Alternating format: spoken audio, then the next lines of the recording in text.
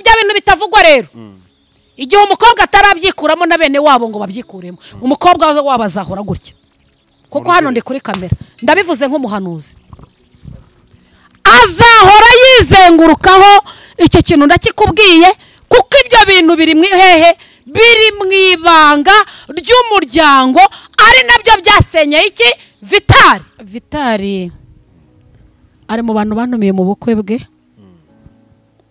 kandi Vitali yambereye umwana mwiza nkimara kumva ko Vitali yasenye narababaye. Vitali ari mu bantu batumye uyu mukobwa wa Vitali cyangwa se uyu mugore wa Vitali wabaye umugore wa Vitali burage mbyita amezi 3 kuko nta 5 bavuga ntageraho. Icyo shaka kukubwira rero kuba atinyutse gusenya urugo kandi uru rugo ajya kurusenya Vitali bari kumugerageza kugira ngo areke umwana wabo. Ahubwo Vitali Imana yamuciriye amarenga ntiyabimenye. Arangije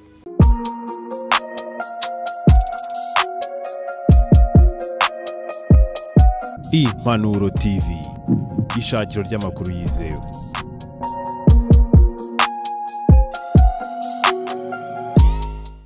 Ndabasuje cyane ibihe byiza mwese abakunda n'abakurikira ibiganiro by'Impanuro TV aho muri hose muhawe ikaze mu biganiro byacu.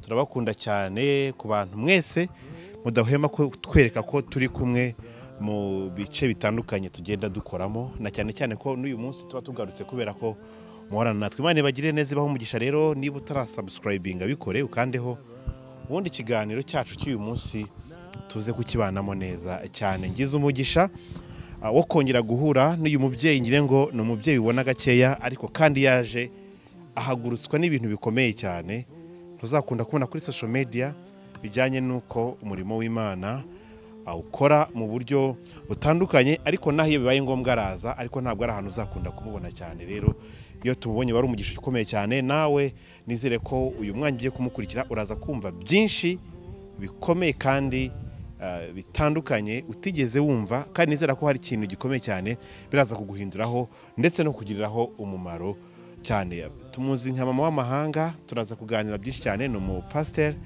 ukora umurimo w'Imana wabisigiwe kandi by'ukuri uyu munsi tugiye kuganira byinshi cyane bitandukanye. Nizere ko turaza kubana muri kino kiganiro cyane. Uhawe ikaze mama w'amahanga, nishimiye kongera kukwakira. Reka nguha akanya wansuza abantu ku Impanuro TV kandi duhora tubana umunsi ku wundi. Nizere ko meze neza cyane indamukanyo rwose zose. Reka tuguhe uyu mwanya kugira ngo zitange ku bantu bose badukurikiye. Ndasuhuza abantu bose bakunda gukurikirana Impemburo TV, ndabashuje mu izina rya Yesu.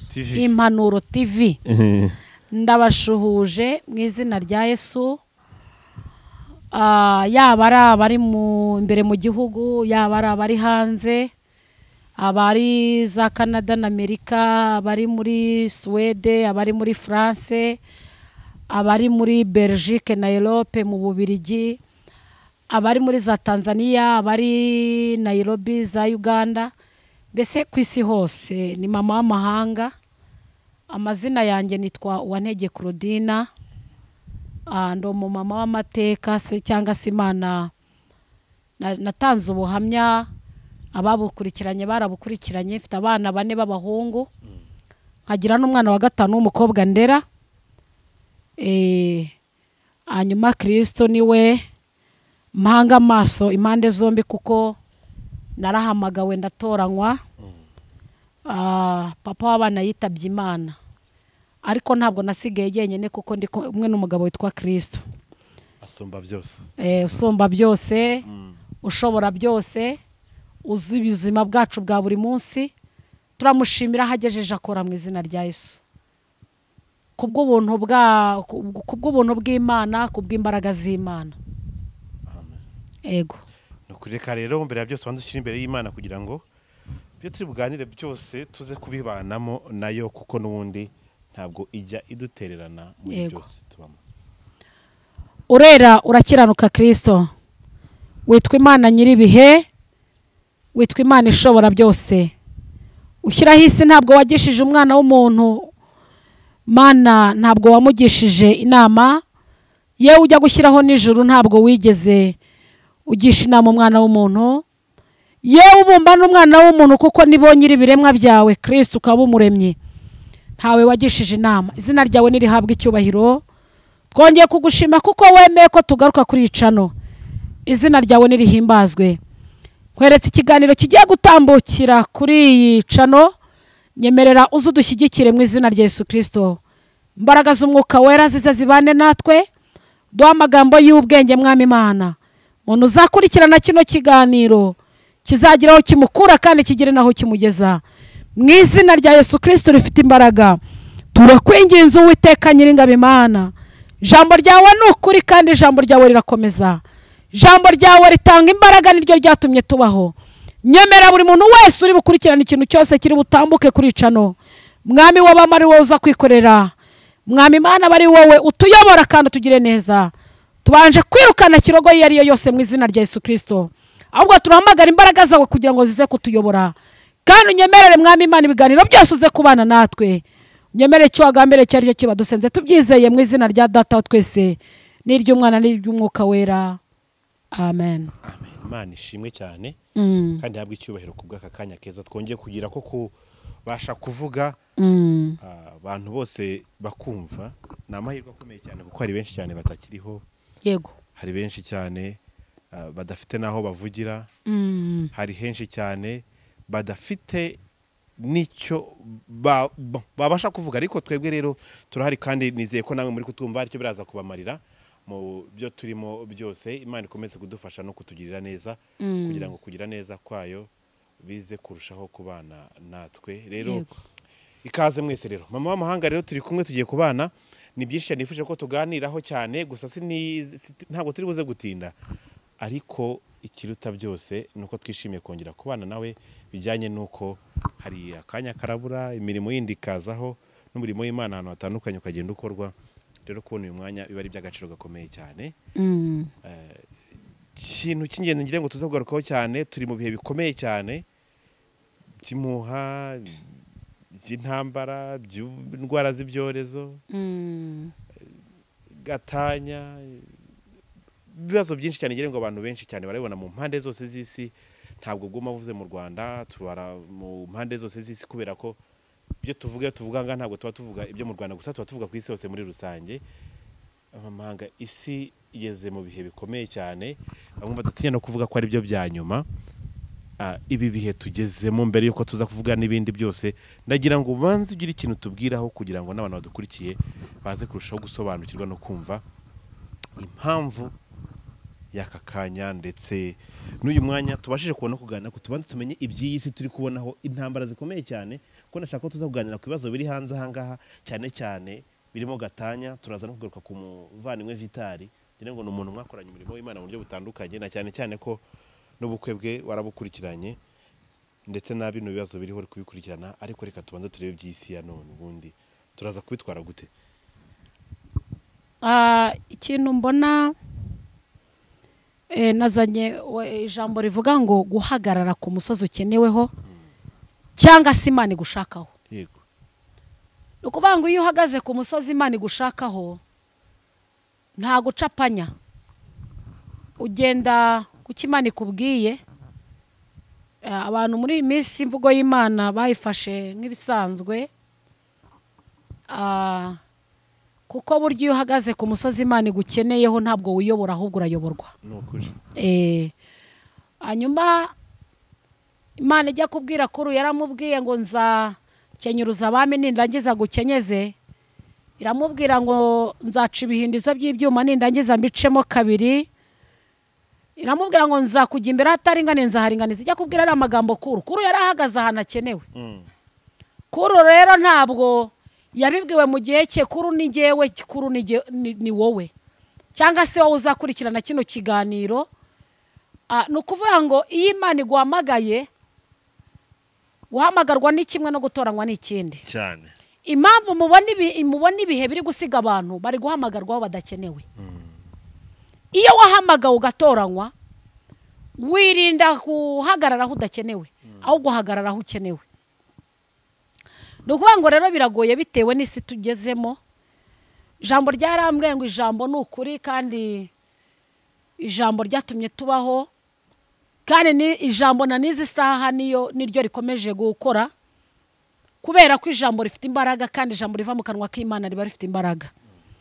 Hanyuma twihuse twajya muri Yesaya 60 murongo wa 1 n'uwa 2 uravuga ngo byuka urabagirane kuko umucyo wawe uje, kandi ubwiza bw'Uwiteka bukurasiye.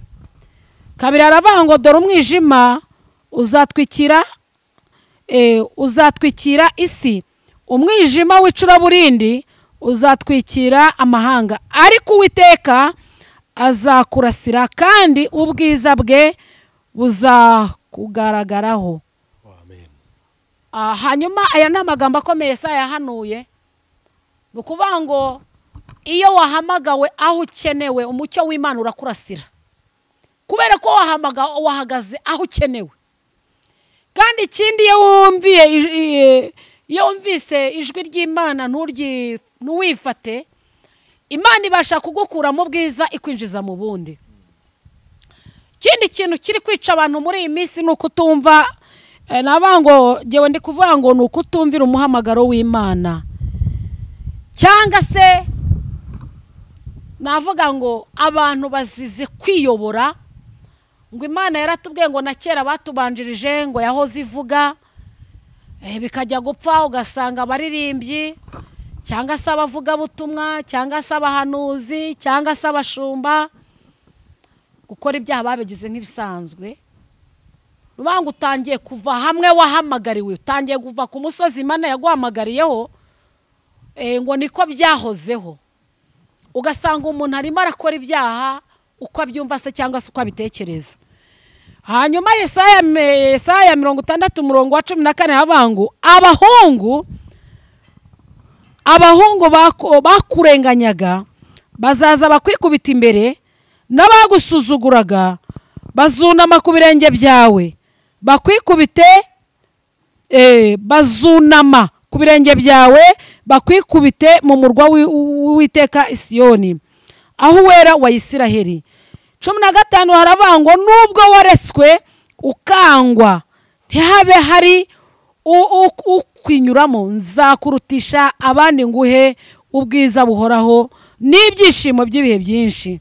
16 haravuga ngo kandi uzonka amashereka y'amahanga, uzonka amabere y'abami, nuko bazamenya ko jyewe Uwiteka ndi umukiza wawe n'umucunguzi wawe, umunyembaraga wa Yakobo. Mu yandi magambo pasi ntazagira umuntu ukubeshya, umucyo w'Imana ukuzaho kuko wahagaze hahandi ukenewe. Umucyo w'Imana yavuga ngo nzakenye, ngo abahungu bawe bazaza bakwikubita imbere. Erega buriya hari abantu tuyobora bagasigara bakuryanira inzara. Mbese igihe Imana yamubwiriye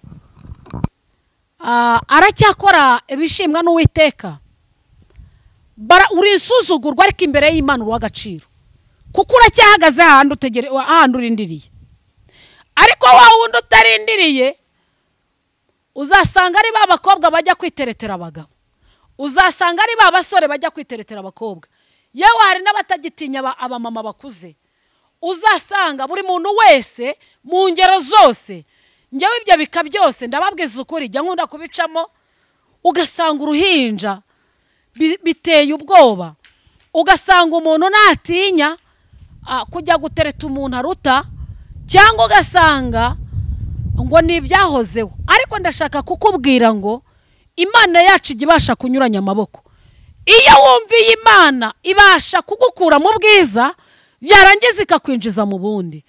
Iyo wabashije guhagarara muri cya kirenge Yesu yaguteretsemo ntutambike, Imana ibasha kukugirira ibyiza, kuko hari ijambo ryambwiye ngo Imana ibasha kutugira imitwe ntitugire imirizo.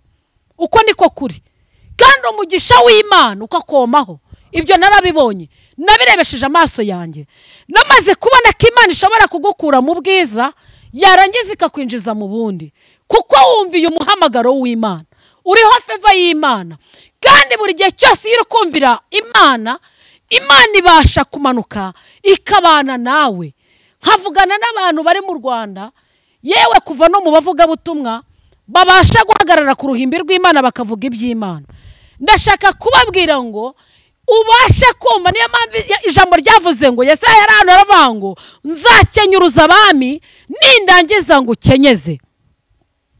Kubera iki yavuze ngo nzakenyuruza abami? Ndagira ngo nkubwire iyo wumviye Imana, n'ibice iburyo ntago bikureba, n'ibice ibumoso ntago bikureba. Imana inyura mu nzira ishaka, inzira zayo zirenga 1000. Niyo mpamvu uzabwira umusore utari ko buri ubundi ujya kurambagiza, warambagije wabajije Imana, azakubwira ati kurambagiza. Haro nigeze kumva hari akantu muri sekumva kavuga ngo abakobwa ngo umuntu ngo baramubwira ngo rambagiza, kandi yenda wakagombye kurambagiza uwo muri kumwe.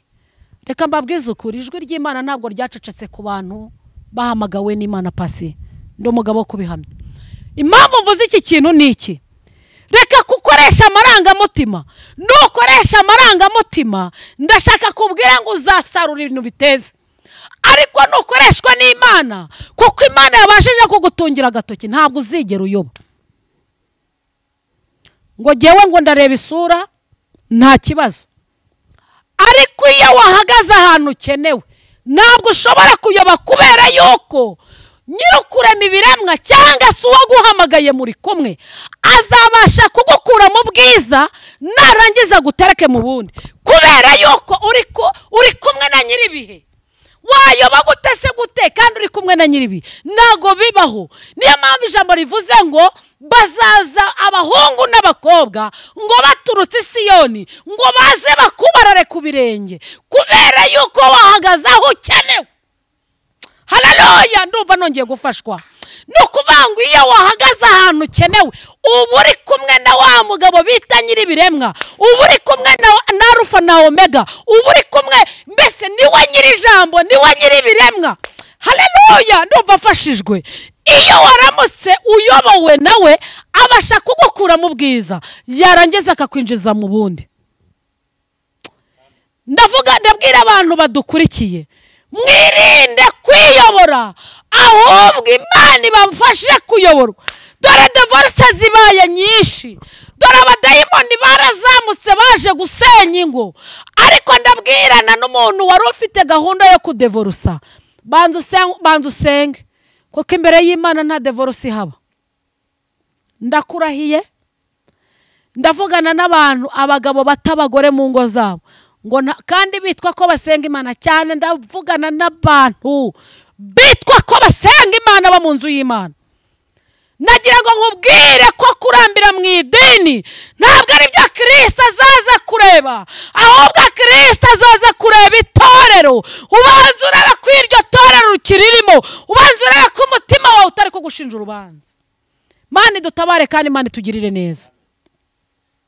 Ubanza urebe niba utari mu idini, ahubwo urebe ko uhagaze mu itorero, ari ryo Kristo ari gushaka.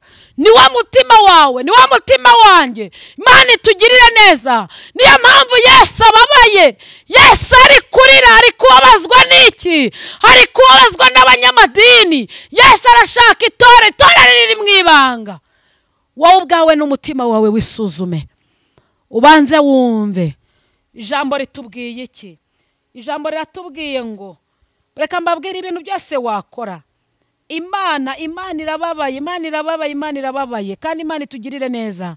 14 haravanga abahungu, ngo abahungu bakurenganyaga bazaza bakwikubita imbere, n'abagusuzuguraga bazunama ku birenge byawe, bakwikubite mu murwa w'i Siyoni, uwera wa Isiraheli. Hanyuma 15 haravanga nubwo wareswe ukangwa, ntihabe hari ukikunyuramo, nzakurutisha abandi nguhe ubwiza buhoraho n'ibyishimo by'ibihe byinshi.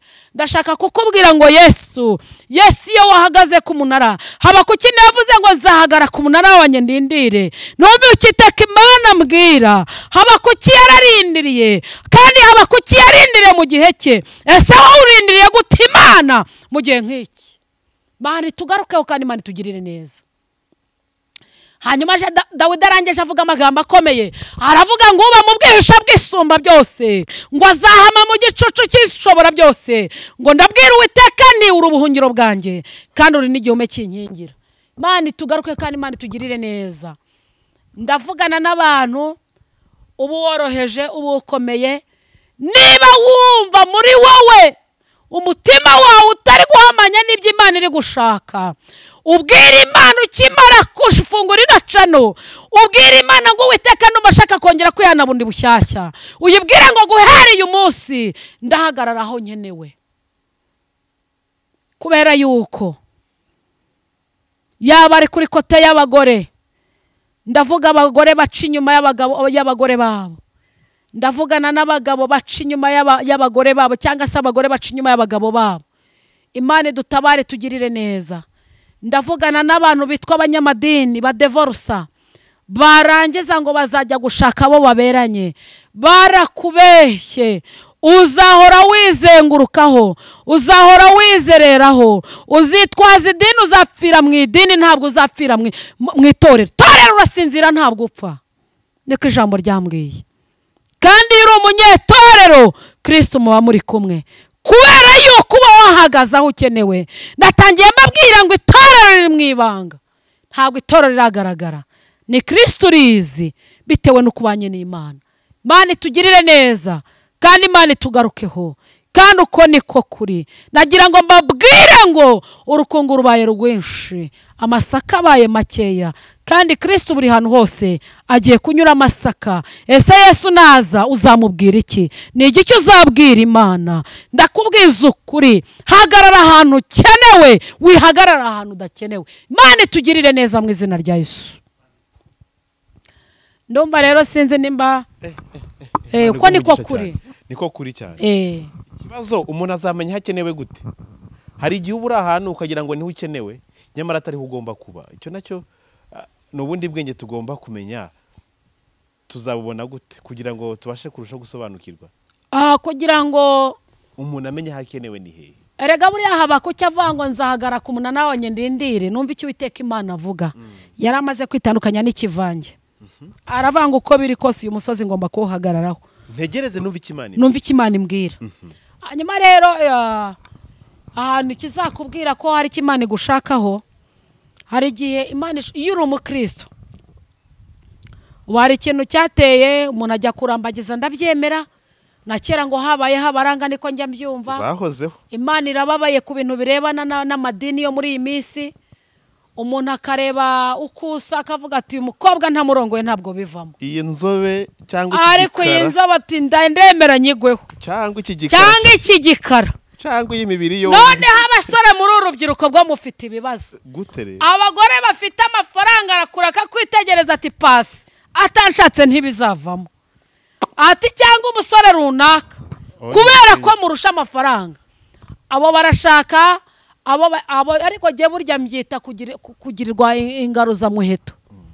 Iyo uri ingaruza muheto bakakuha amafaranga uragenda, ariko nushaka kubaka, Yesu atunga agatoki akakubwira ati kuko wanyubashye dore nguhaye umuntu uzagushajisha. Kandi ibintu by'Imana biza birikora, biza ari automatique ku buzima bwawe, kubera yuko ntabwo wabashije kwirwanirira, wabashije kumvira umwuka w'Imana. Kizakubwira rero ko uhagaze ahantu ukenewe. Ahantu ukenewe, bagenzi bawe bazaza bahagutukire, bagenzi bawe bazaza bakuvuge, amagambo bakuvuga azaza gusenye, yewe muri wowe uzumva udatuje. Niyo handi Habakuki yavuze ngo nzahagara ku munara wanjye ndindire. Ariko ijambo rivuga iki rero? Yavuga ngo ntabwo nzigera ijwi ryanjye na rimwe rikuvaho, buri gihe cyose nzaza nganire nawe. Aho niho uzamenya yuko Imana iri mu ruhande rwawe.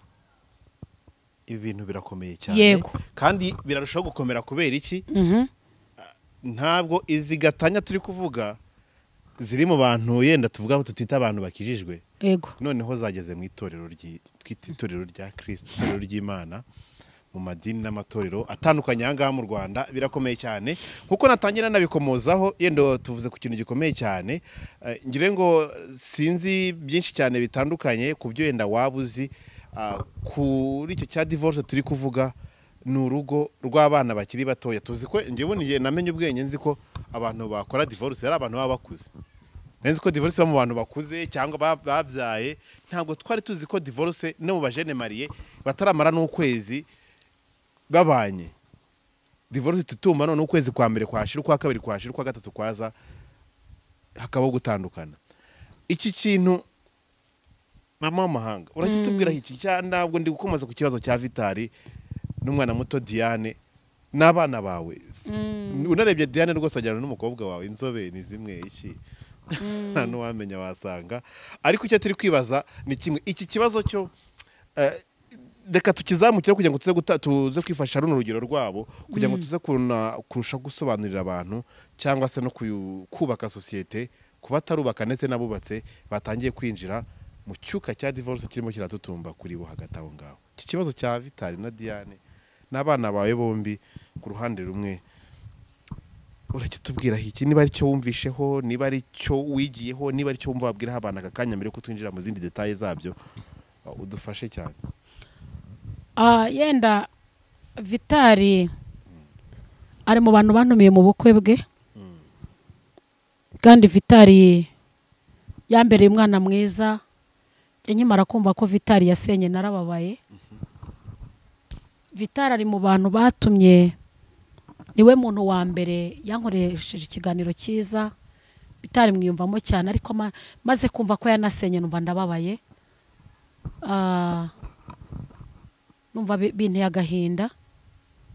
Cyakora mbasha kumwandikira, mbasha kumwisegura, ndamubwira ni ntabwo nabashe gutaha ubukwe bwawe.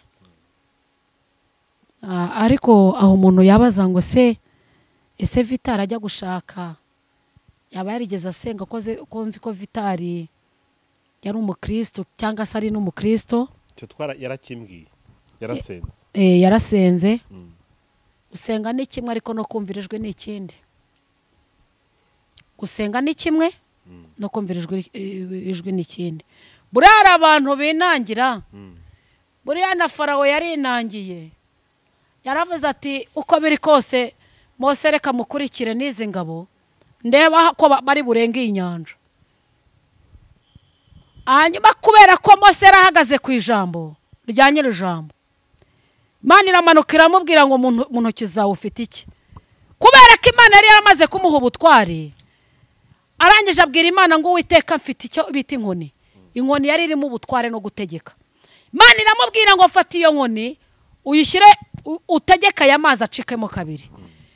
Farawo yararindiriye ko y'amazi ari butware Abisiraheli. Inzira irangije iratambuka, Abisiraheli baratambuka.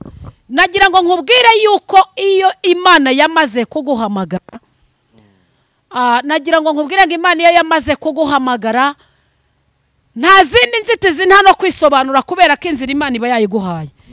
Abisiraheli barambutse. Ndashaka kukubwira ko Imana yacu izi ubwenge. Hari ikibazo uhagararamo n'Imana, kuko Imana ntigusiga mu kibazo, ahubwo muragendana. Vitali Imana yaramubwiye, ariko hari aho yiyoboye. Kuko yaza kuyoborwa ntabwo ibyamubayeho biba byaramubayeho. Yaba yarizize noneho. Yesu uzagaruka vuba. Ndashaka kukubwira ngo Vitali yaza kumvira ijwi ry'Imana, ntabwo ibibazo Vitali biba byaramubayeho. Dore ikibazo mfite ni iki ngiki. Vitali nkimara kumenya kino kibazo cyuko yamaze gutandukana na Diane, kandi bagatandukana mu buryo bubi. Hari ikintu bita uburyo bwabo, nta gutandukana mu buryo bwiza, n'uburyo bubi cyane byabayemo. Kumva abana bagishakana bakiri batoya ni uburyo bubi kandi babaje cyane bwanakomerekeje uwari wese wabyumvishe. None ugeze kuri Vitali bakarusho, na Diane nayo numvishe yatangaje ibye, numva n'urujijo. Nabajije Vitali, namase Vitali muvandimwe, ko nzi ko dusenga, waba warigeze ubaza Imana iby'urushako rwawe? Amakuru ya mbere yangezeho namubajije, bamwe abahanuzi benshi baramubwiye buretse kubaka urugo, buretse gushaka, ntabwo Imana iraguha green light. Byihorere, buretse kubaka baramubuza benshi. Buretse kubaka, buretse gukora buno bukwe, buretse gukora buno bukwe. Yambwiye ko yavuye hano agiye gusenyera icyifuzo cyangugira Rusizi za Mashyuza. Mu Mashyuza agiye gusengera Imana. Yahuriyeyo n'umuhanuzi ngo utazi n'ibyo bigwa abahanuzi b'Imana. Amubwira ngo uwawe nuriya genda, ntongere gushidikanya, uwawe nuriya. n'iryo jambo umuhanuzi yamubwiye ahita aza ubukwe bahise babutegura mu buryo bwihuse nubwo imiryango yo ku mukobwa itari bishyigikiye nubwo hari hariho ABCD ibintu byamwerekaga ko adashyigikiwe ku ruhande rumwe kandi mu buryo bukomeye cyane araza atangira umushinga none se mama w'amahanga mbwira umwe arakubujije undi arakubwiye kora tuzumvira nde tureke nde aho hantu Vitali ararengana gute ni ikibazo nibaza ngewe reka nkubwire nge ntago Vitali namugireho umugisha pe kuko ari mu bantu bankoreye ikiganiro kandi ndumva nanezerewe kandi amaze kumva ngo yanasenye narababaye cyane numva binjyanye kure ariko ndagira ngo nkubwire ngo nazagira umuntu ukubeshya maze iminsi mbwira abasore mbwira inkumi ndababwira ngo ntago urugo rwubakwa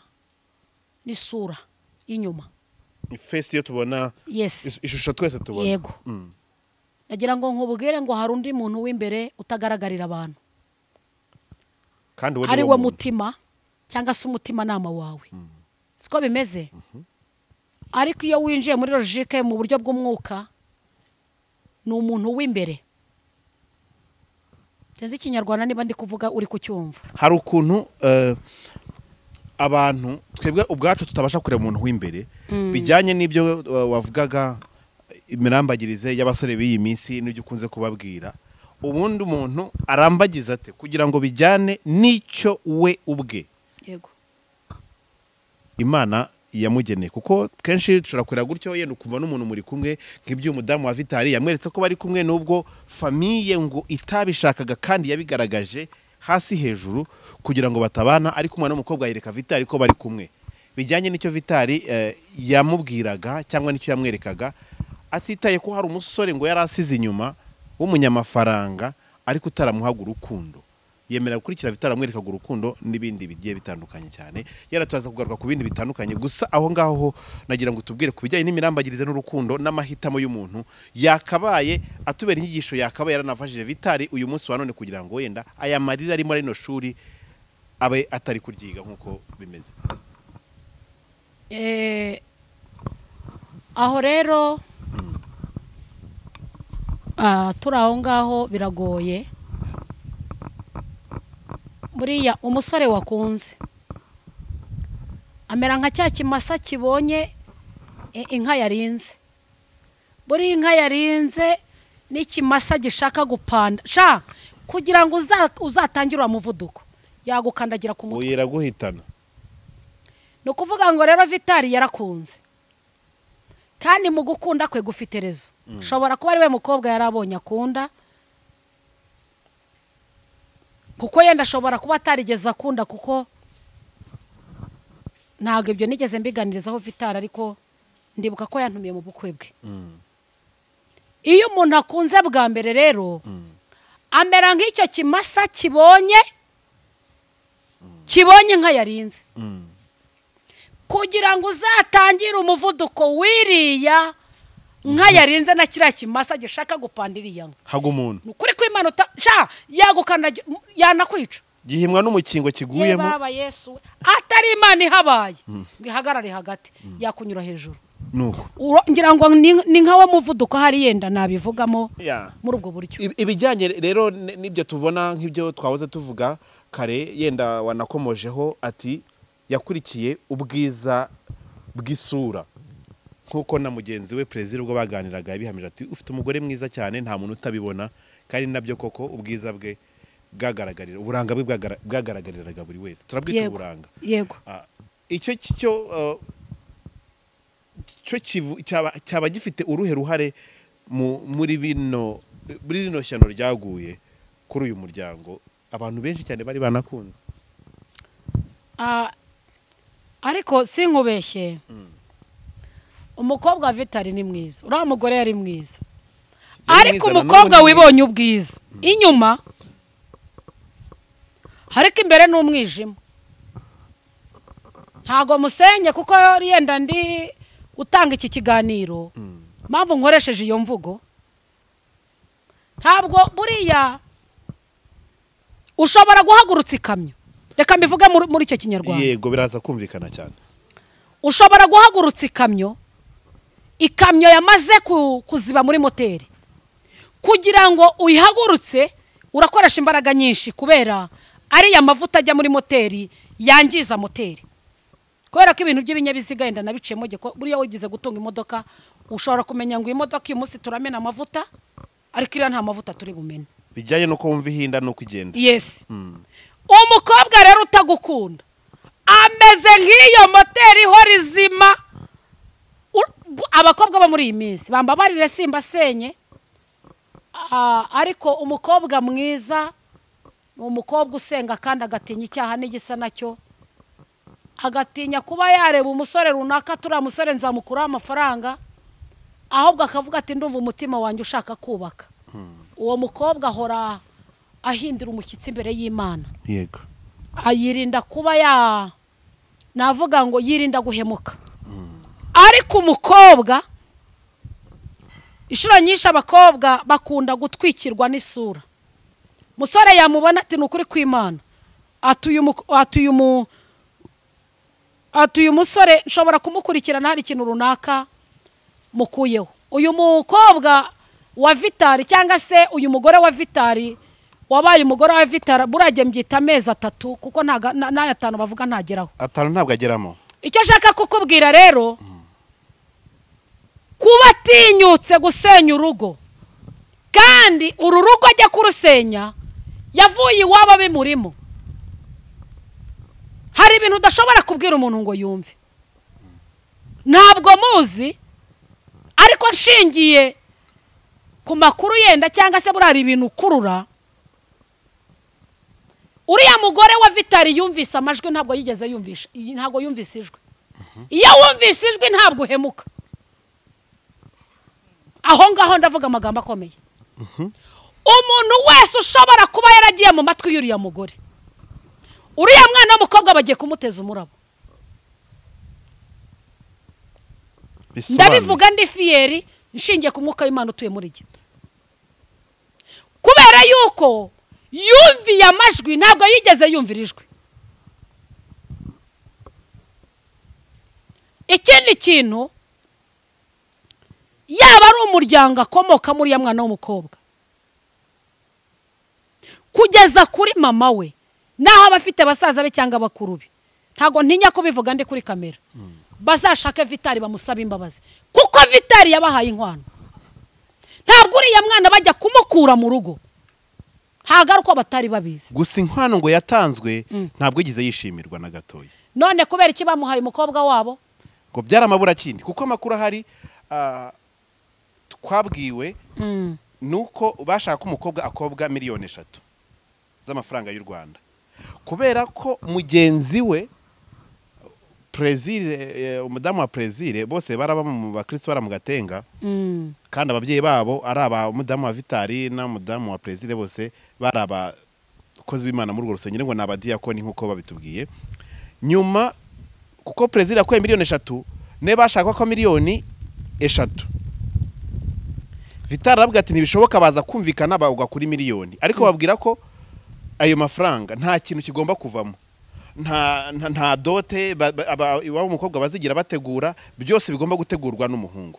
Bigenda gutya. Iyo nkwano ngo ntabwo igize yishimirwa, niyo makuru ahari ngira ngo nako tubijyane gutya. Arakantu kamwe ashaka kukubwira. Urugero, ushobora gutunga imodoka 2.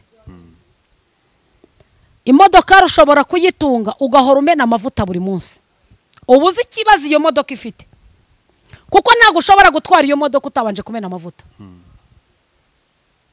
Nukuvuga ngo nubwo uri gutwara iyo modoka ubizi neza yuko umena amavuta buri munsi, iri kugutwara amafaranga cyangwa se iri kuguteza inyatsi. Umukobwa kugerageza ameze nk'inyatsi, ntabwo ntijya kubikubwira. Sindi mu myaka 45,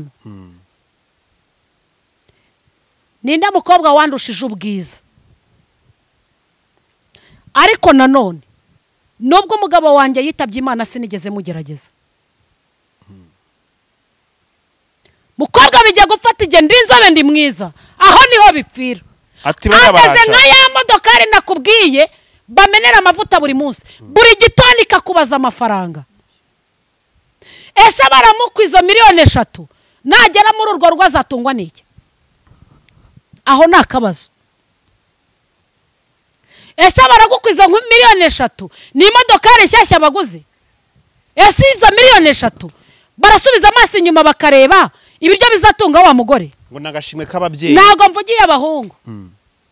Ariko aho ngaho ndahavuga amatinde.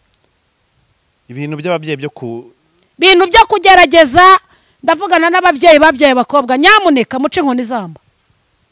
Ariko ndashaka kukubwira aho hantu ntabwo mvugira Vitali. Vitali bari kumugerageza kugira ngo areke umwana wabo. Ahubwo Vitali Imana yamuciriye amarenga ntiyabimenye. Arangije yirirwa yiruka mu bahanuzi bamera nk'abapfuma imbere ye. Imana yo kabyara itagira uko ibigenza, iravuga ngo reka manura inkuyo. Imana ijya imanura inkuyo. Imana iyo yamanuye inkuyo irakubwira ngo mwana wanjye uriya niwe navuganye nawe. Imana iyo yamanuye inkuyo irakuragira. Kandi nukuvuga ngo Vitali iri kumuremera ubundi buhamya. Reka bazi mwigisha mukosore. Kandi igihe cyose ataramanika amaboko ngo amenye ko yatsinzwe n'urugamba. Tayisalenda. Imana imugirira neza. Kandi afite urukundo, ameze nk'aba mukobwa warwaye akadege. Uzabona bakubita umukobwa warwaye akadege. Imana izakurinda umukobwa. Umukobwa arwaye indege ashobora gucanganyikirwa muri kumwe. Bigakomera. Kubera iki? Yahagaze aho adakenewe. Ngo umukobwa ni mwiza ngo afite amaso nk'ay'inyana.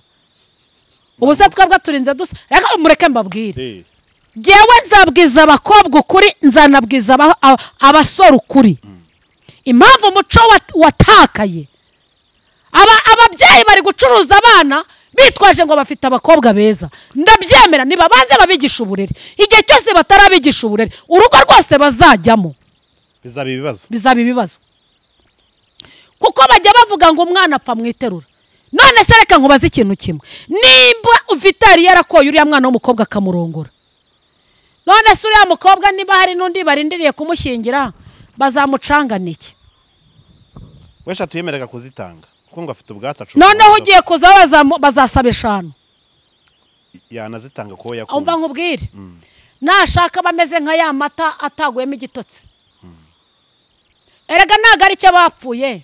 Hari ibintu biri mu ibanga Imana izi bitavugwa, bitari kuvugwa. Ibyo bintu bitavugwa rero igihe umukobwa atarabyikuramo na bene wabo ngo babyikuremo, umukobwa wabo azahora gutya. Kuko hano ndi kuri kamera ndabivuze nk'umuhanuzi, azahora yizengurukaho. Icyo kintu ndakikubwiye kuko ibyo bintu biri biri mu ibanga ry'umuryango, ari nabyo byasenyeye iki Vitali.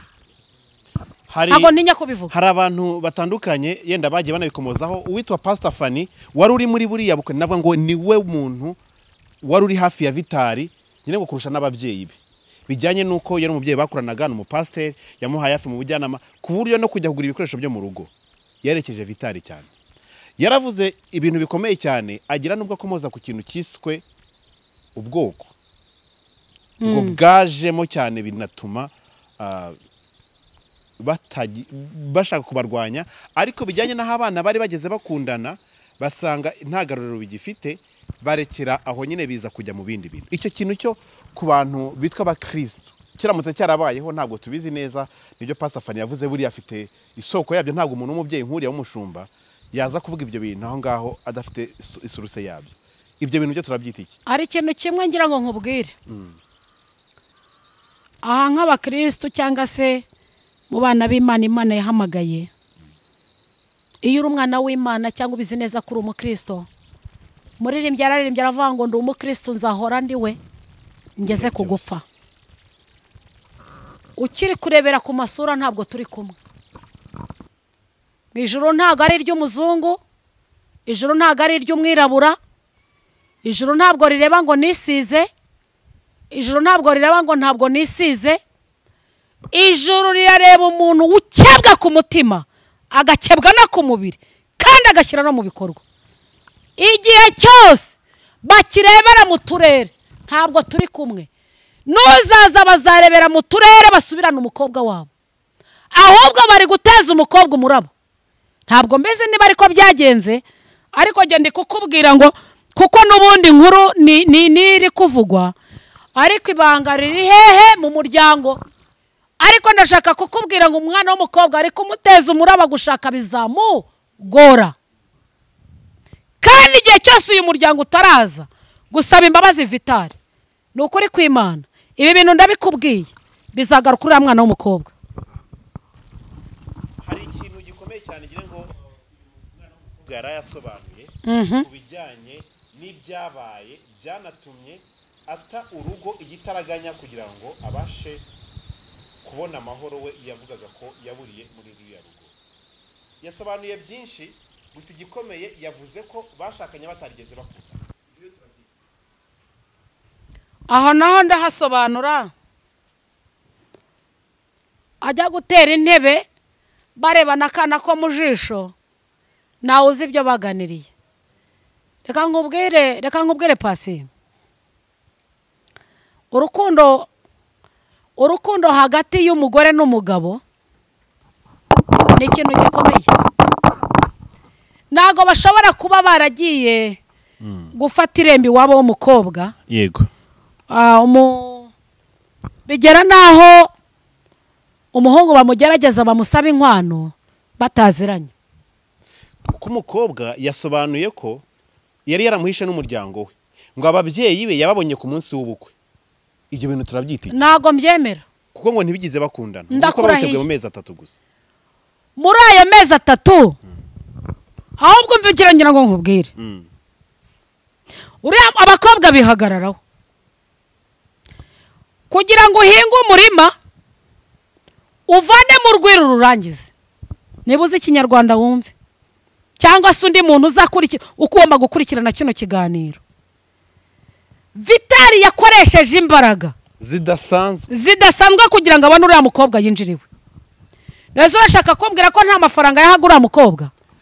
Kuko n'icyatumye bamenyana ngire ngo gihari, bamenyanye kubera ikibazo cyari cyabaye hagati n'umufiance uriya mukobwa yari afite. Ngo umukobwa yari yagize ikibazo cya telefone aho yakoraga mu mujyi, ko yakoraga ibijyanye n'ubudozi hariya mu mujyi.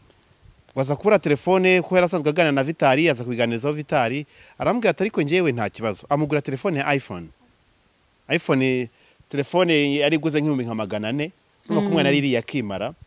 Barangije akimara kuyimugurira nibwo urukundo rwabaye nkaho rubonye imbarutso kugira ngo ruhaguruke. Urumva iyo yari intambwe ya mbere, uko Vitali ibyo ari byose hari ubyo yakoze mu buryo bwigaragara ko umukobwa nta kazi yari afite yavuga ngo kagaragara, yenda n'iki byose nibyanabaye byose ngo yari mu maboko ya Vitali, kuko nabyeyi baramuteranye kugeza nubwo Fani ubwo yasobanuye ko nubwo umukobwa yavuze ngo yatahanye amasafuriya ngo n'ibiki byose, ariko Fani yavuze ko nta kintu n'ikiyiko yigize azana, kuko ababyeyi barambwiye ngo kuko utakoye amafaranga twe dushaka uraduha iyo miliyoni, ibindi byose bisigaye uzimenya. Umuhungu arabyemera kugira ngo abone uwo yakunze, kuko wabonaga nta rindi garuriro. Ibyo byo turabyitije. Reka nkubwire, ubaka kanya ukuri kuri hagati ya Vitali n'umugore. Umugore yagukize hanze ibyo yatekereza. Umugore ashobora kubeshya kugira ngo ashake ibimenyetso bibeshyera Vitali, ariko Imana idacurwa kibera ireba mu mutima. Yawe ndabikubwira nk'umukozi w'Imana cyangwa se nk'umwana w'Imana. Njye buriye ukuri ko abantu sinjya nkwemera, ariko ukuri kuturuka ku Mana isumba byose niko nemera. Umukobwa ashobora kuza akajya kuri social media akavuga ibyo umutima ushaka, cyangwa se ibyo yabwiwe kuvuga, ariko ukuri kuzima kuri hagati mu miryango. Ipfundo ndabikubwira jewe ninyi Imana ishobora byose, ipfundo riri hagati mu muryango.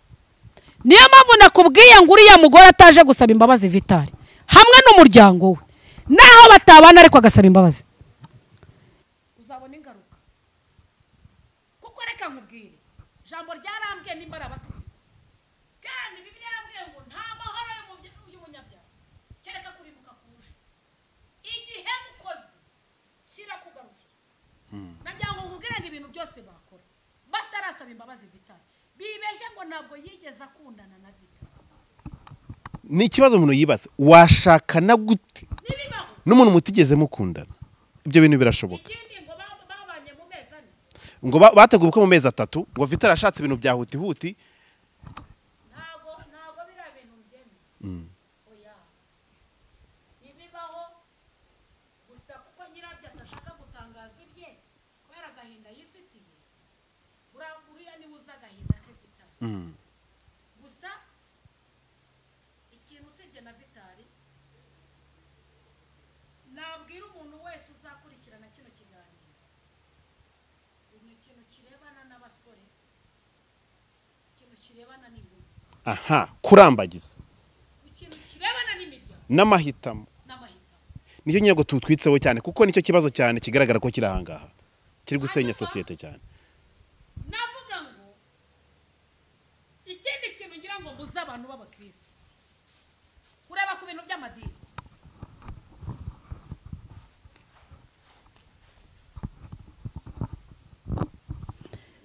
Ku bintu birebana n'amadini, kuvuga ngo jyewe ndi umwadeperi. Adeperi ni idini nubaha, ariko nanone umuntu niyubakira ku idini ntabwo itorero rye rizabasha kugira isuku ari wa mutima. Adeperi si izakujyana mu ijuru, uzajyanwa n'imirimo myiza, uzajyanwa n'uko wakiranutse, uzajyanwa kubera ko hari ikintu Imana yarebye mu mutima iravuga ngo runaka ndishimira umutima we. Ntabwo Imana izareba ngo nsengera mu itorero n'iri, aya matorero yo hanze akomeye. Imana ntabwo izigera ireba idini, Imana izareba itorero. Kandi Bibiliya itubwira iki? Itubwira ko itorero riri mu ibanga. Itorero ni jyewe ni wowe, bitewe n'ukuntu ubanye n'abagenzi bawe, bitewe n'ukuntu ubana na sosiyete. Nagira ngo nkubwire ngo uru rugendo turi kugenda Pasi, uru rugendo rurakomeye. Niyo mpamvu ureba Yesu ababaye ari kugenda avuga ngo uriya muntu umutindanye yakwijandika. Ni nayo mpamvu uri kubona abantu benshi bari gupfa, abantu bari kwibaza ngo kubera iki abantu bari gupfa. Yesu arareba akitegereza turiya muntu atinze yakwijandika, reka mutware. Niyo mpamvu mubona abantu bari gutaha. Kindi kintu ndi kubaza abantu kugendera mu madini, ntago abapasiteri bazatwara abantu mu ijuru, babazabazwa n'intama Imana yabahaye nibataziyobora neza. Kindi kintu kiri gusenya ingo mubona ariho Satani ari kuririra, biri guturuka ku bashumba. Ni gute wowe nimba uri umushumba ushobora gushyingira umuntu? Banza wisuzume urebe kugira ngo ikibembe kikuriho kitajya ku ntama yawe. Niyo mpamvu ubona urugo bihanganira. Mvuze ibintu bikomeye, yenda hari n'ibindi ntavuze. Ni gute wowe nushingira umuntu uri umusambanyi, ushingiye azaza ari umusambanyi, nushingira umuntu uri umusinzi, wa wundi azazanwa naho n'umwuka wo kunywa inzoga. Icyo uzabura icyo cyose kizagaruka intama uri gushingira. Uwo mwuka uzagenda ukwiragira kuri uzakwiragira ku bantu. Niyo mpamvu ndakubwiye ngo banze urebe ko nta kibembe ufite mbere kujya gukora ku ntama. Erega buri kugira ngo ujye gukama inka naguhaye urugero. Inka ntikamwe amata y'umweru, uzajye gukama inka utakarabye. Mbwira ayo mata uko azaza asa. Ese uzahaye amata ntuzabumuhaye uburozi? Ntabwo azaba kitse. Bihangane mvuze ibikomeye aho ngaho. Rero nta kindi kiri kwica intama. Uriya mwana w'umukobwa yumvise amajwi ariko ntabwo yigeze yumvijwe. Iyo yumvijwe ntiyari guhemukira Vitali. Aho ngaho niho ntinda. Ariko bigaragara ko ahubwo Vitali tutaritwaye neza mu bijyanye n'ibyo umukobwa yavuze, kuko mu gihe Vitali ataravuga reka tugendere kuri biriya yenda ku makuru Vitali yaduhaye, tunategeze igihe yazavugira tunavuga icyo umukobwa yavuze. Yavuze ko Vitali mu by'ukuri we yashakanye na Vitali. Ikigaragara cyo uramukuba nawe ugize akunda Vitali. Ahubwo icyo nshaka kugarukaho ni iki ngiki pastor. Usigenda Vitali ashobora kuba bino bintu Imana yemeye ko bimubaho kugira ngo abere isomo abandi bantu, umwe cyangwa abangahe bari inyuma byari bigishobora kubaho kugira ngo nabo batazababara. Uyu munsi wa none communication dukome n'ingasi yego dukurikije ibihari ibivugwa n'ibigaragara n'ibihamya bihari na yahe makosa yenda agaragara ku ruhande Vitali yaba yarakoze binajyanye nayo Diane nawe yaba yarakoze wanemeje ko atigeze ashaka Vitali barize bakundana Vitali yaramukunze turabizera no bigemetso biragaragara ariko Diane we yemeje ko nta rukundo rwari ruhari. Reka nkubwira ikintu kimwe buriya ngo hagati y'abantu babiri harimo hamwe harimo agatego umwe wigiza nkana muri babiri baburana ariko icyo ngira ngo nkubwire bihangana ibi bintu kuba biciye kuri kamera abakobwa bakunda amafaranga ndarikocora kibyimbye kimeneke Vitali yabaye nka wa mubyeyi hari ibintu bita mu Kinyarwanda gufata igikatsi kimwe kirimo umutobe ugashingamo umuheha Diane yanyweye wa mutobe wo mu gikatsi aranunuza dushize ibikatsi asigira nyirabyo erega kubwira nivuga butumwa nkunda kuvuga sinjya mvuga ibintu biryohera bihangana abantu bashaka ibintu biryohera ntabwo uriya mukobwa yasanze Vitali nta kinama reka tujye tubwizanya ukuri n'ubundi yari afite gahunda yo kumuta kuvuga ngo Vitali ngo avuka aha none se niba avuka icyangugu twabenga Vitali wajya kubenga Vitali ngo avuka icyangugu none se niba wiremeye intara ko nawe yisanze ababyeyi bavuka icyangugu impamvu Vitali ni umuhungu wanjye nyine yewe namugireho umugisha sinana kuvuga nabi Vita narababaye gusa kuba warasenye ariko ihangane barakununuje none se mbeshye ndatinya Imana kuko Imana niyo ntinya sintinya abantu uriya mukobwa yakurikiye Vitali afite ibyo amushakaho ibyo amushatse harabibonye aciyeho ariko ndagira ngo nkubwire ngo cyangwa se kimara bibuze nabwira Vitali ngo nyuma y'umuntu harundi ahubwo nanyemerere ko atsinzwe n'urubanza yamanike abwira Yesu ati kuva uyu munsi ndakumviye none ndakumviye ubundi arebe imirimo y'Imana kurata ngo avuka muri ADPR ngo hari mwongo ibikomerezwa ADPR ninde uzamuha ijuru kutari ko ratazaribona yose ni ijuru nyina nibyo niko erega reka nkubwire hari yabareba ku by'amadini ibi bintu ntabwo warubizi nasobanukiwe ko itorero riri mu ibanga kandi umuntu azibarizwa ibye ngewe mama mugisha nintakorera ijuru sinzaribona ngenda biza abantu ntabwo bankunda mvuga ibisharira ariko itorero riri mu ibanga ariko guhemuka n'ibibi pasi yahemukiye Vitali yamuriye imi ese arashaka kumurega iki ubuse yagiye kubwira iwabo ko atamurongoye nese buriya yagiye ari vierge ibyo nabyo turabivugaho kuko ijambo riravuga ngo kurongorana kwera yaramutwaye se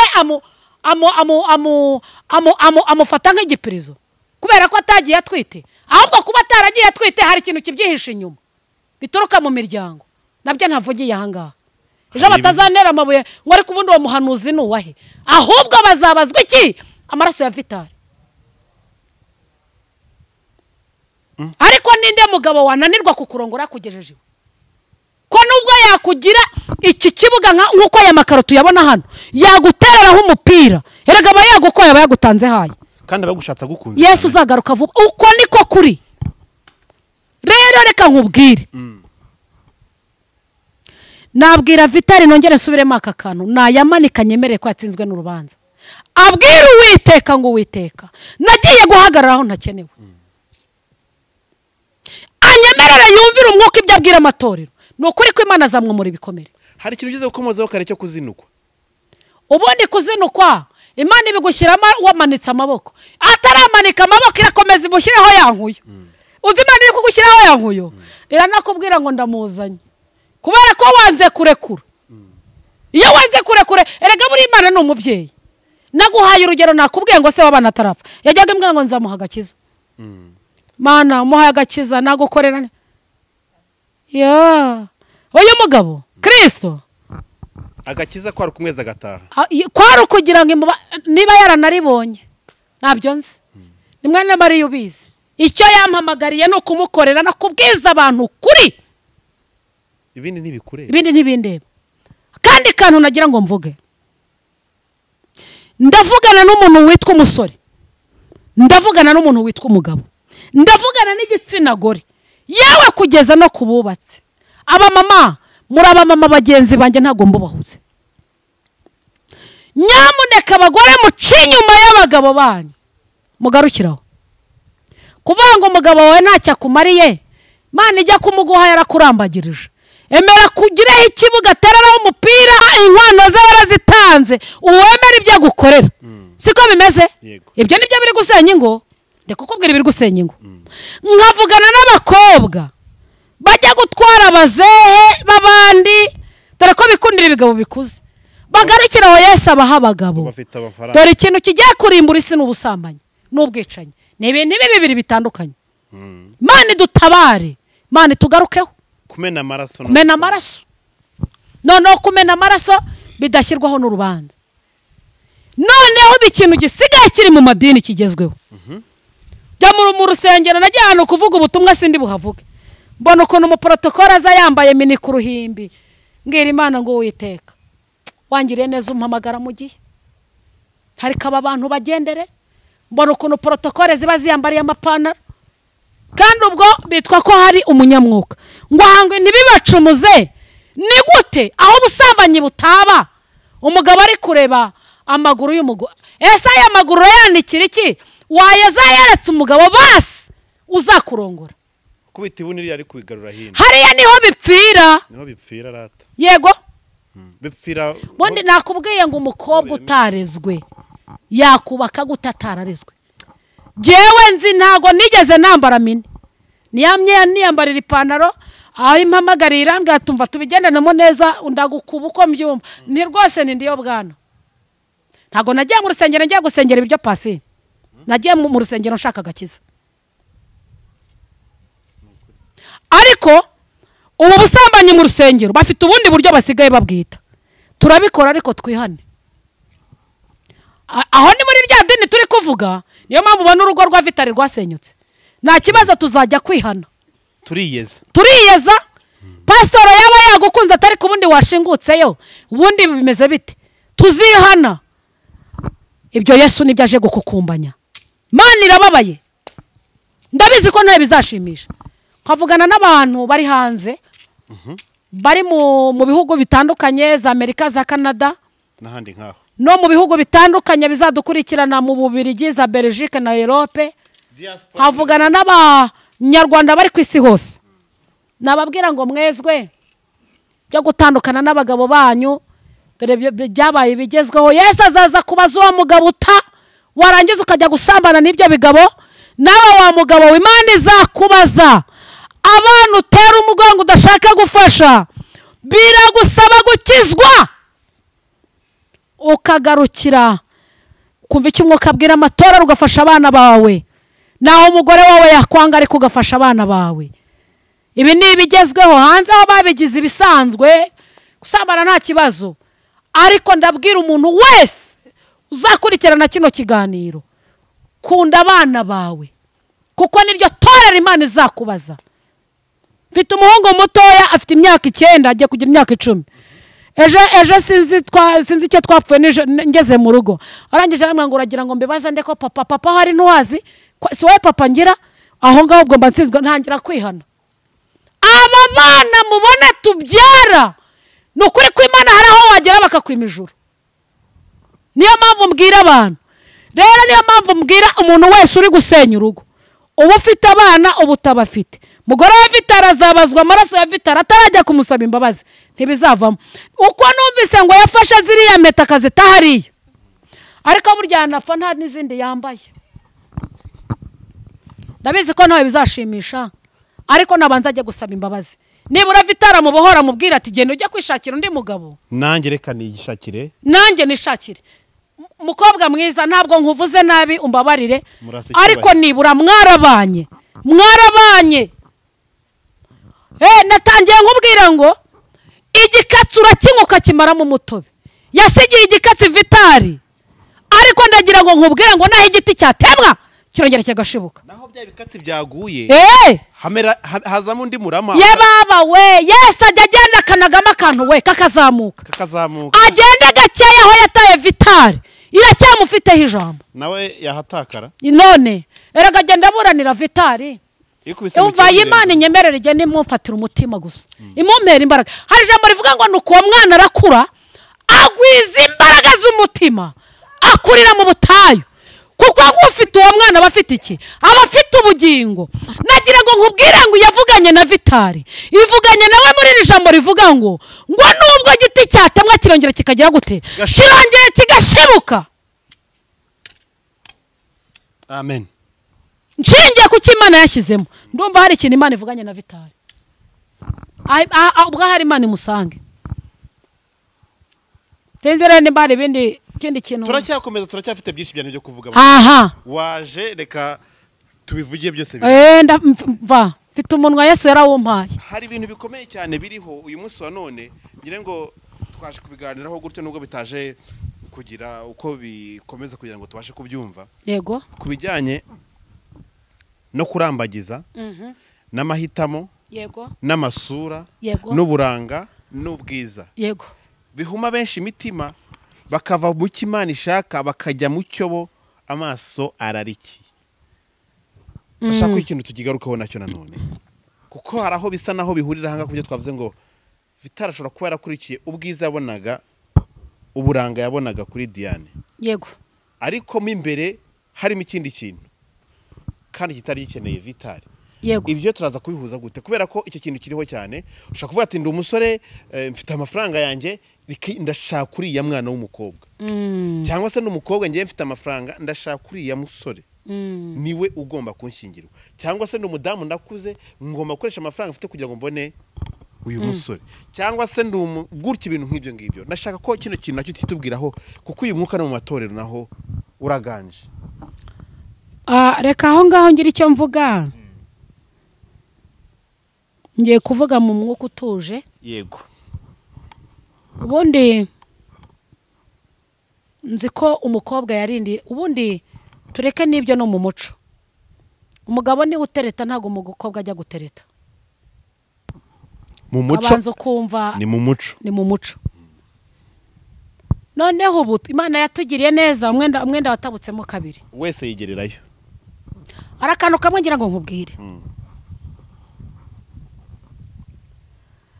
Yesu yaritegereje arareba aravuga ati aba bantu nintajya kubapfira ntibizavamo we ntacyo nzarokora aravuga ati uko biri kose abera banjye bari kuzimu kandi nijya ngomba gukina penalty buriya Yesu kunda n'icyubahiro yigeze avuga ngo icyubahiro cyanjye ntawe nzagiho nta n'uwo tuzagisangira aravuga ati nta wundi ngomba kumanukiramo ni Mariya ntabwo Imana igihitamo ibibi ihitamo ibyiza none Yesu bureka nkubwire Yesu witegereje Mariya yari isugi atarigeze aryamana na Yosefu mba nkubwira akantu kamwe haravuga ati uyu mugore reka nze mufate akamazi arangije aramanuka amaze gukina icyo bita kubumbura igitabo kuko mu ijuru ngo bararebanye gusa buri muntu wese aravuga ati iyi mibabaro n'imihate njya gukina mwese ati rakarindagira ati twese turajya he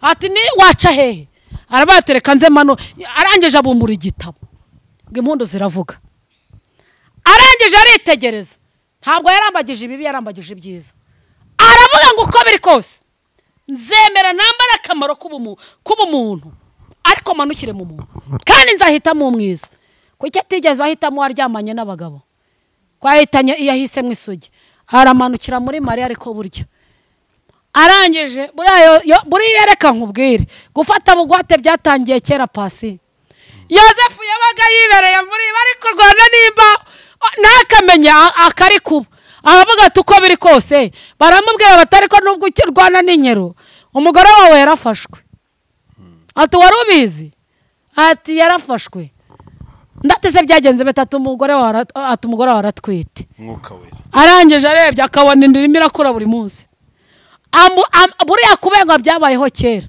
ashaka kumubenga Yesu ahamagara marayika ati mfatira icyo kigabo gishaka kunyangira umwana ati ubundi ibintu nk'ibi utabiyoye bugwate ntago byavamo mwuka wera yakoze kera ntabwo ari iby'aka kanya. yahozeho Arangije asanga maze buriya reka nkubwire Yesu ndamukunda. Arangije avuga ati mbwira icyo kigabo kiri mu mbaho kizanyangira umwana tuzaserera. Kubera iki? Umwuka ntabwo yigeze amwanga. Hanyuma rero ikintu kiri kwica abantu habaye icyo bita kurambagiza. Nkuko Yesu yarambagije, none se nkubeshye yararambagije, ariko rangije iyo maze kurambagiza haba hano gusenga kabaza Imana atari kubundi uriya muntu tuzabana bizavamo. Kuko buriya mu bitekerezo muri kanuni y'abagabo, umugabo ni utekereza umugore, ntabwo umugore atekereza umugabo. Umugore ashobora kugutekereza kubwo kwifuza kwe akaba yakoresha imiya, ariko wowe mugabo iyo watekereje wanasenze Imana ibasha kugushyigikira, ariko bisaba kuba wumvise ijwi. Niho handi havuga ngo gukenerwa aho uhagaze ukirinda guhagarara aho udakenewe, ahubwo ugahagarara aho ukenewe. Tuzi niba ikinyarwanda uri kucyumva cyane turi kumwe. Aho hantu rero iyo ubikoze ukabikora gutyo Imana ibasha gushyigikira ibitekerezo byawe ikaguha umugore ushaka. Nukuri.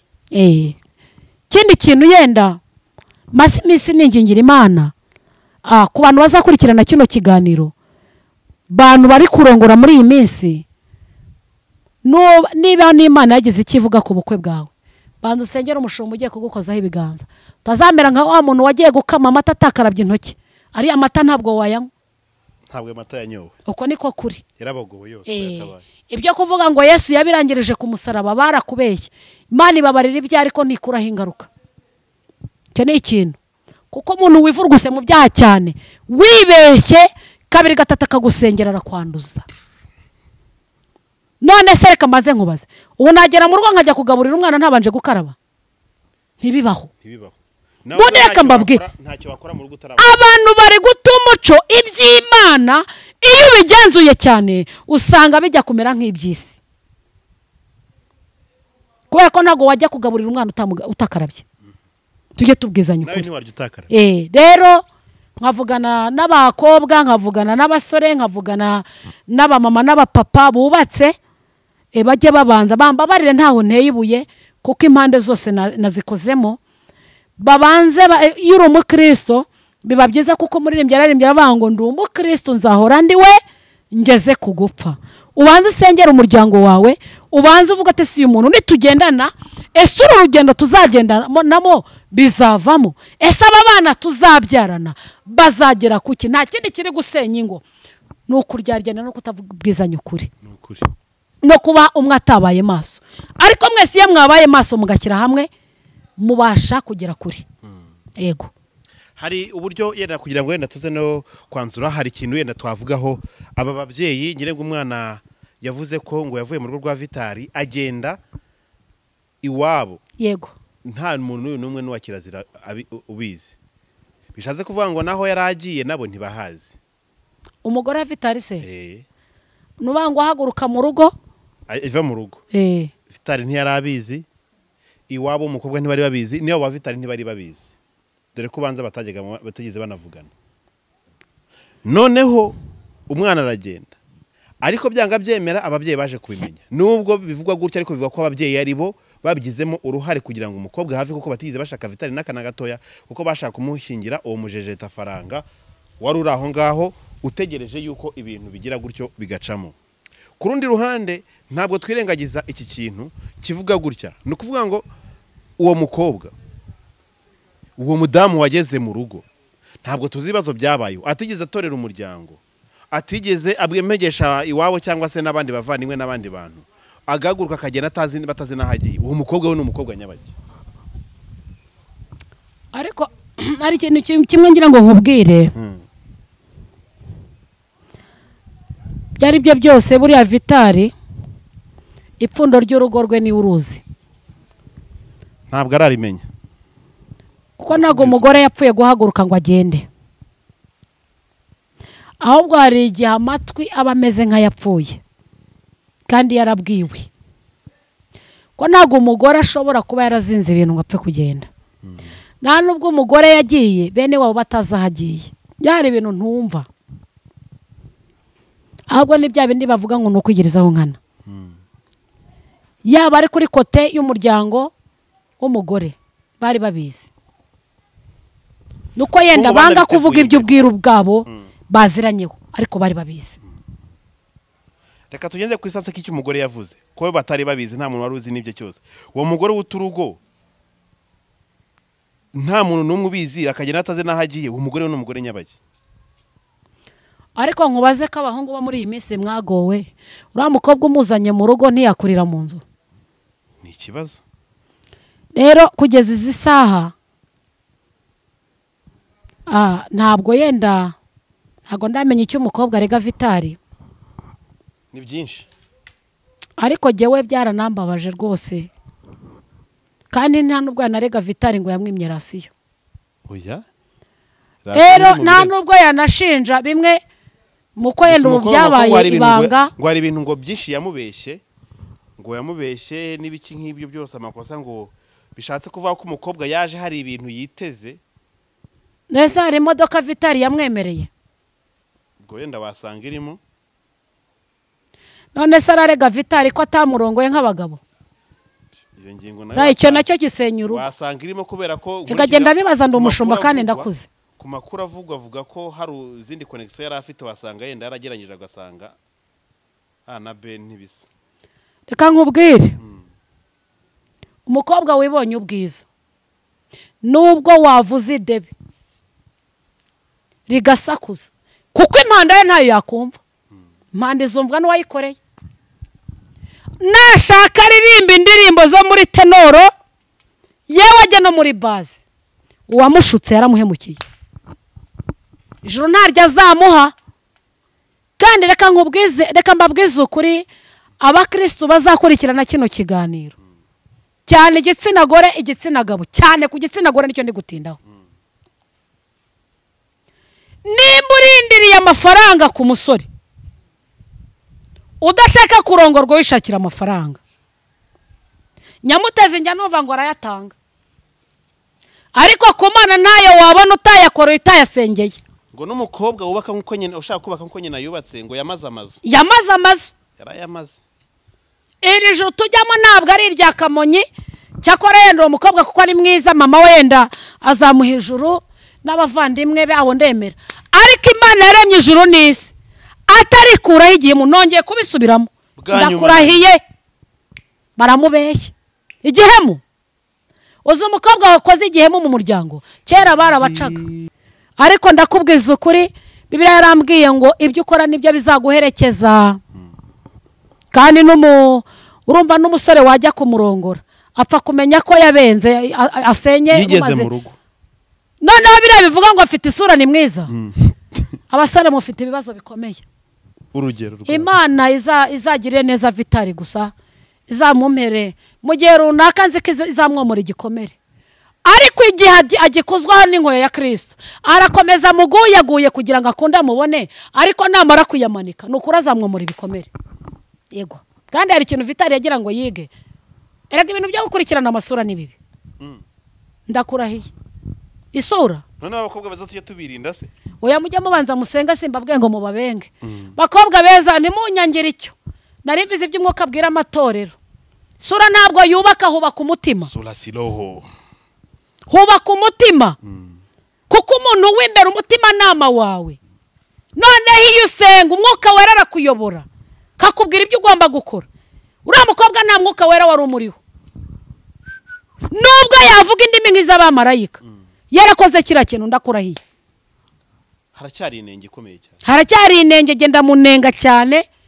Jye simubwiye ngo azaze kunsaba imbabazi, jye mvuze icyari kindi ku mutima, numvaga umwuka w'Imana ari kumata kuvuga, ariko jye namubwira ngo azashake Vitali amusaba imbabazi. Kandi ikindi kintu, urazagira umuntu ukubeshya. Namye numva abankuriye ababyeyi bambyara bavuga ngo kubaka urugo biba mwibanga. kubaka urugo ni mwibanga, ni mwibanga. Iyo uri umugore ugatangira gusenya umugabo, hari ibyo yenda ntahise mvuga, ariko bajye bubaha abagabo. Ariko Bibiliya iravuga ngo ni umutwe.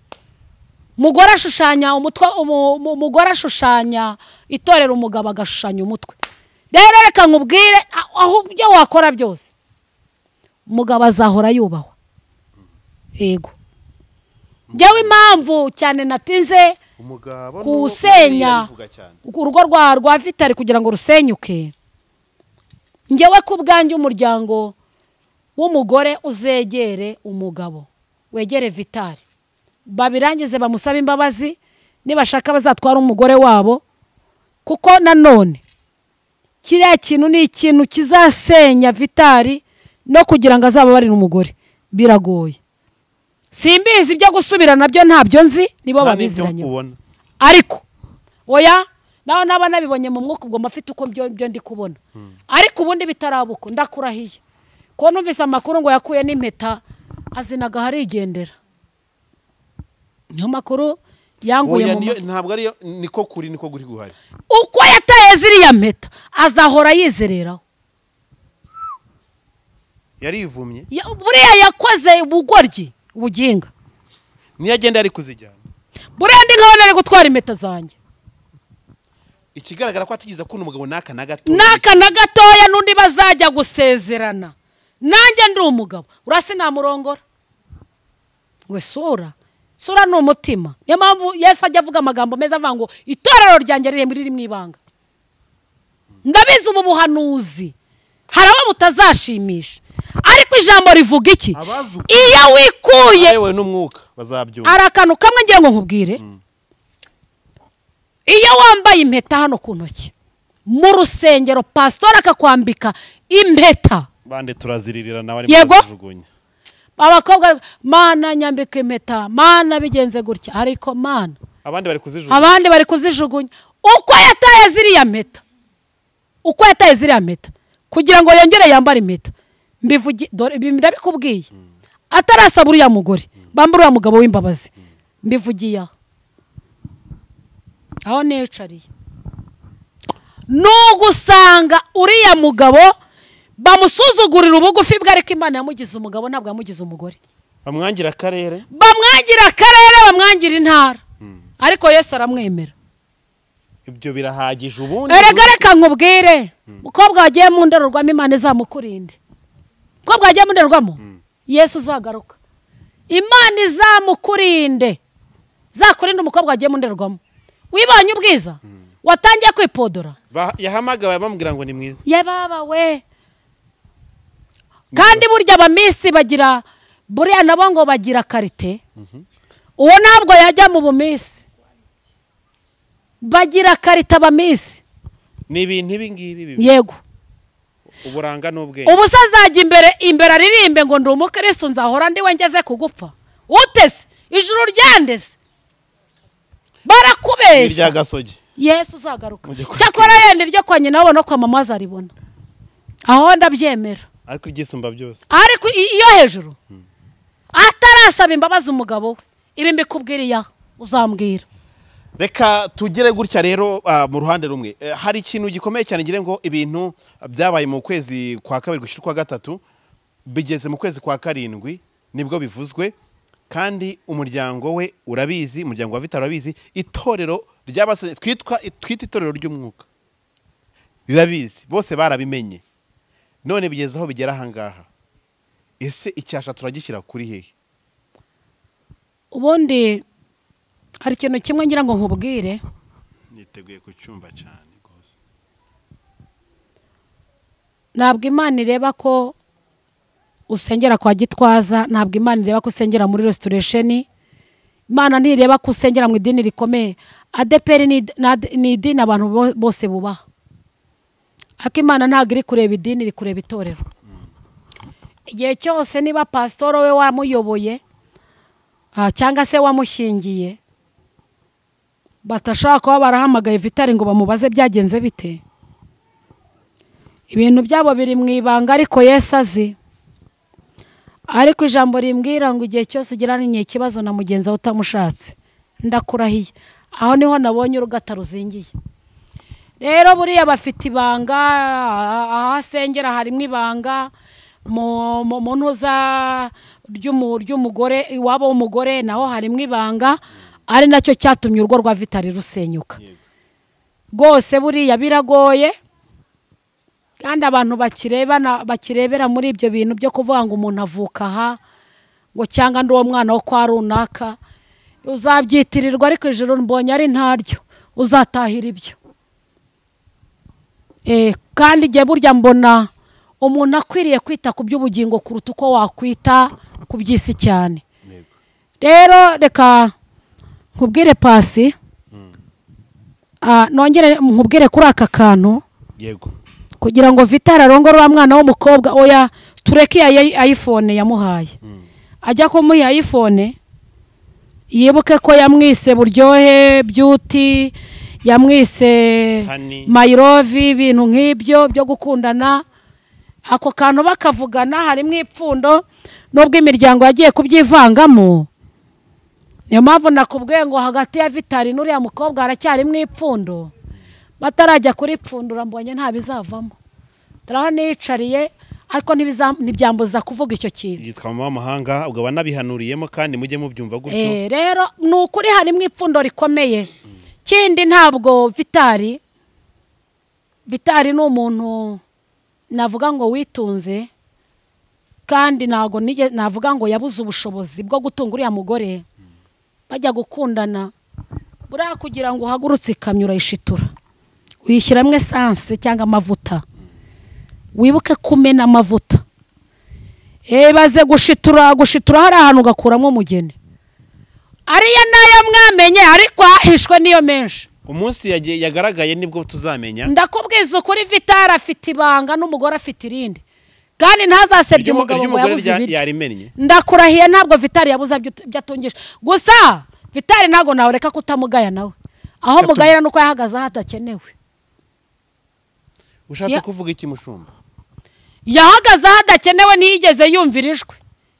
Hari amajwi yamwongoreye, kandi gusa Imana yamugiriye imbabazi imanura inkuyo, kandi buri inkuyo y'Imana tangire kubwira ngo mwana we buriza ubwenge, kandi Imana ikunze Vital atansiyo. Uzi inkuyo y'Imana irakubwira ngo mwana wanjye humura. Na buriya wasanga bakimuhanura ati aragaruka ihangane. Inkuyo y'Imana burugira ngo wakora ko cabe ry'ingu utamanuye inkuyo kirazira, yagukubita umugera ariko burya nta nagatase wawe. Vital igihe ataramanuka amaboko avuga ati Imana nsinzwe n'urubanza, yankuye iracyahari. Nariyoboye kuko nk'icyo twanavuzeho kare, ubundi twaraganiriye ambwira ati ngewe icyo nakoze, nambwa se uyu mwana niyo yakubwiye ko ugomba gukora ubukwe na Diane, yarambwira ati yego mu buhe buryo, ko hari amakuru mfite, namwe ko hari amakuru mfite yuko Imana yakubujije Diane ukanga ukabikora. Ndabisubiramo, yarambwiye ngo ngewe icyo nakoze cya mbere, nge nahisemo nereka Imana ati dore ngo Diane niwe nshaka, niyo ngusabye, ndamukunda ABCD mumpe. Imana ntabwo iti kubera ako kanya tugenda umufate. Abahanuzi bamwe barahanuye ati wijyayo, buretse ariko ngo yajyaga gusenga mu mashyuza nibwo Imana yavuze ko Imana yamubwiye ikojeje mu muhanuzi waho utari umuzi, iramubwira ngo uwo niwe wawe, ari bwagurutse akaza agakora ubukwe. Nyuma ariko ubwo iyi ntambara yatangira kumura amaze kugenda, ubwo ajyaga gusenga, Imana ngo nibwo yakoreye mu muhanuzi, Imana zaramana ati hariya wagiyeyo ntabwo nigeze njyana nawe, gusa ubu ngubu ndi kumwe nawe. Ibyo bintu mwuka byaramwe turabitwara gute muhanuzi w'Imana? Reka nkubwire, Imana ivugira mu kinyarwanda kijimije kandi kitumvwa n'abaswa. Gusa Imana yacu ni nziza. Ubaka kanya nubwo Vital yahagaze hadakenewe, ariko ijwi ry'Imana ntago ryamuvuyeho, iratanga ibihumurizwa kuri we ibihumbi. Ariko ijambo rirambwira ngo hari Imana ibabarira umunyabyaha ariko ntikuraho ingaruka. Kubera ko yahagaze hadakenewe, araryama agatekereza umugore, atari ku mugore wanjye, yaryama ko gatima ntikaburi. Ariko icyo ngira ngo nkubwire, hari icyo bita gutegereza. Imana yaramubwiye ngo nategereze. Ntabwo Vital yigeze ashaka gutegereza, siko bimeze. Kandi Vital yashatse kwihuta, yarihuse, yaza kurindira iki Imana ivugana nawe. kindi Imana ntabwo ijya gusiga mu kibazo muragendana. Hariya ahantu mu rugo iwe impamvu yahondaguwe yagiye yafashe ikirenge akigera mu ahandi hantu. Urumva rero Imana imutabare kandi Imana imugirire neza. Nubango yahagaze hadakenewe. Niyo mpamvu iyo aza guhagarara ahantu hakenewe ntago aba yarahuye na nuriya mwana w'umukobwa wamuteye igikomere.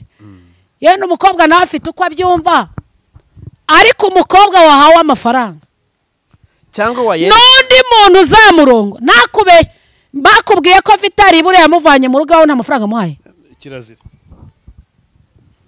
uriya ameze nk'ikamyo bameneye amavuta, bamena vidanje. Ese ubundi Bibiliya itubwira iki ku mugore wataye urugo?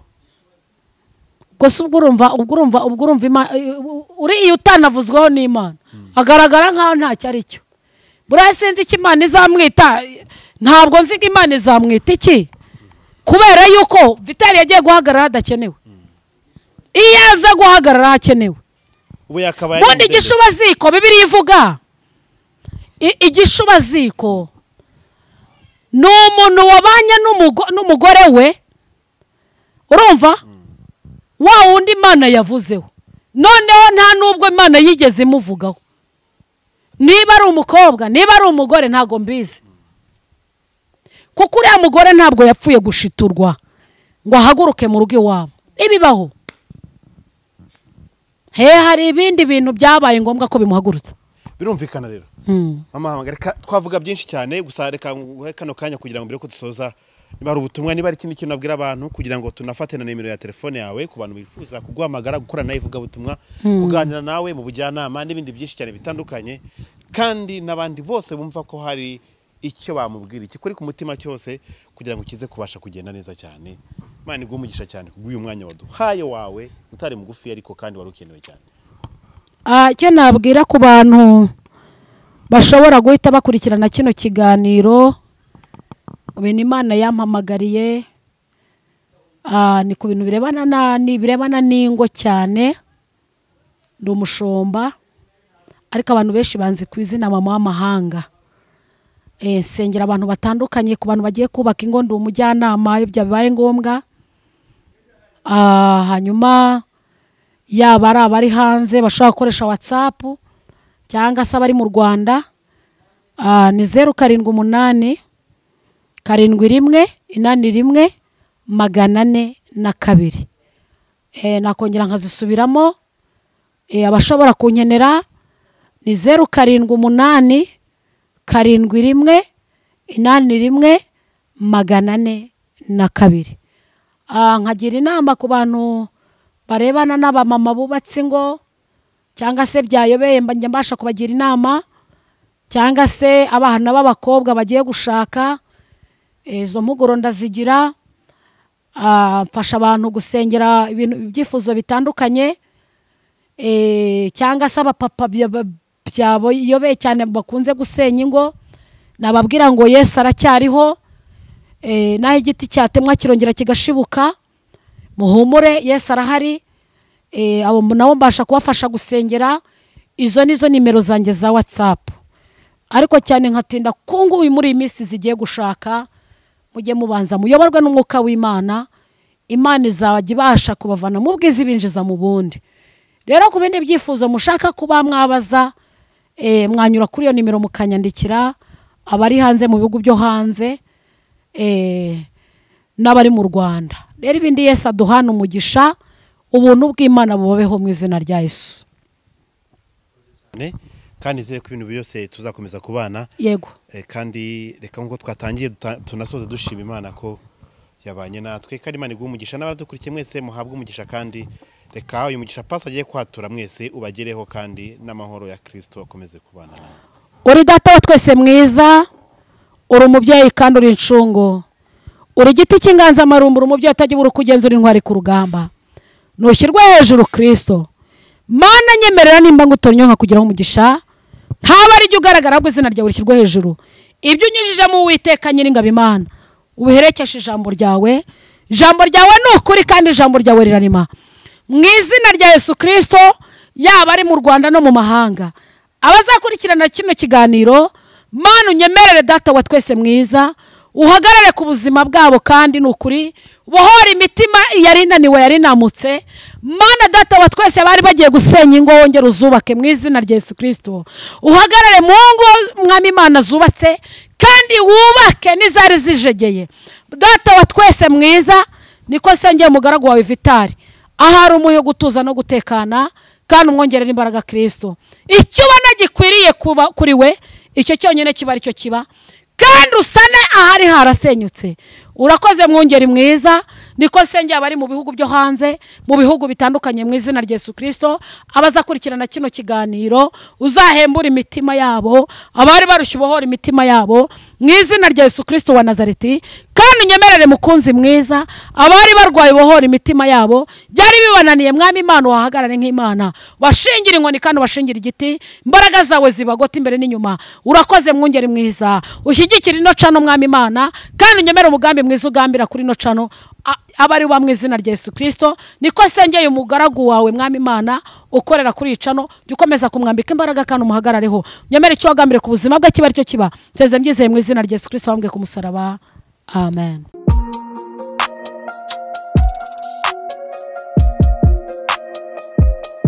Impanuro TV, ishakiro ry'amakuru yizewe.